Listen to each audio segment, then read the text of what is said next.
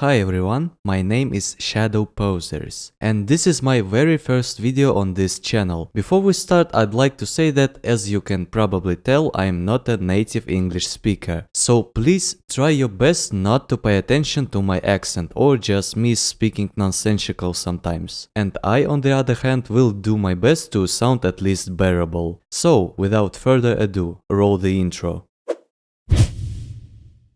So, Morio Kishimoto, the director of Sonic Frontiers, as you probably know, was and still is giving a lot of responses to Sonic fans on his Twitter page, which gave us a lot of exciting information about the future of Sonic Frontiers, like details about the future updates of the game. But also, recently he's been talking openly not only about Frontiers, but even about the next game in the Sonic series, and about the future of this franchise as a whole. And in this video I'd like to discuss some of those responses to figure out what the future holds for Sonic. So the first statement from Kishimoto comes in response to animator Greenlight. He asked, "Hello, quick question. We'll be getting more playable characters in the future titles. I miss Blaze and Espio." To which Kishimoto says, "Hello. As you say, the next step for the third generation is to increase the number of playable characters. Now I've got some explaining to do. Basically, Sonic Team have this thing going about the generations of Sonic. So they think that the classic Sonic games, you know, Sonic 1, Sonic 2, Sonic 3 and Knuckles and CD, is the first generation of Sonic games. And everything else after classic games but before Frontiers is the second generation. Games like Sonic Adventure, Heroes, 06, Unleashed, etc. And I think you can argue with that, because in my opinion adventure titles and boost titles are very different from each other, and I honestly can't just put them in one generation. And you can also argue that Frontiers is not that different from some of the boost titles. Well, not as different as classic titles to adventure titles at least. But I digress. Every Sonic fan has their own interpretation of generations or eras of Sonic, like classic era, adventure era, dark and meta or boost era, and so on. And it's honestly very interesting that the developers have their own interpretation. So obviously Sonic Team's vision for this whole era thing is pretty important, because, well, they make the games and they decide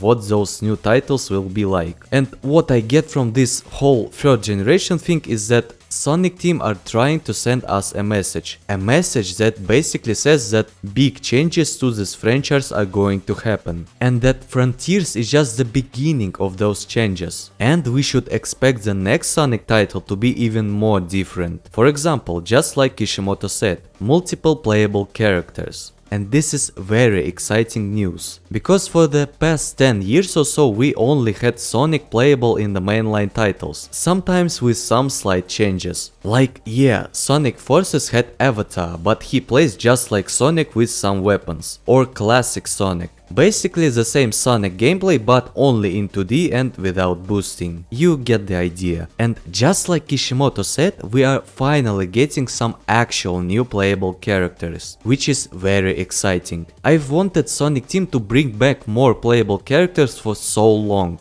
And for me personally, that huge variety of characters with significant changes to the gameplay was always something to be excited about. We already know that they will add some new playable characters to Frontiers as well, in form of an update. And this is going to be pretty interesting to see. I really hope that Sonic Team can make those new characters fun and unique to play. Nobody wants just another reskin of Sonic. Give us something new. And I also think that the inclusion of new characters is something that can help evolve this franchise, make it better in some way, but only again if they will do it properly. Also, Kishimoto gave his thoughts about the gameplay formula of Sonic Frontiers. He basically said that when he started working on the game, he was thinking if he can make it without the boost formula, but still decided to use it. However, he is still thinking about making the next game without it. And later, when he was asked to clarify things on that front, like is he talking about experimenting with spin dash, adventure formula, etc. He basically said, yeah, that is the case. They will experiment with that. In fact, they are already doing it. And we will see the results of those experiments, not only in the next Sonic game, but even in the third update of Sonic Frontiers. And that is so cool, like the fact that we don't have to wait for the next game to get the first taste of what Sonic Team is cooking up for the future is honestly great. Not only because we will get like an early look on what's to come, but we also can give Sonic Team some feedback about it, so they can improve it for the next game. I'm honestly like, wow, I'm blown away. More playable characters and adventure formula. The two things I've wanted for this franchise so bad are actually gonna happen. But here comes the part in which I lower your expectations.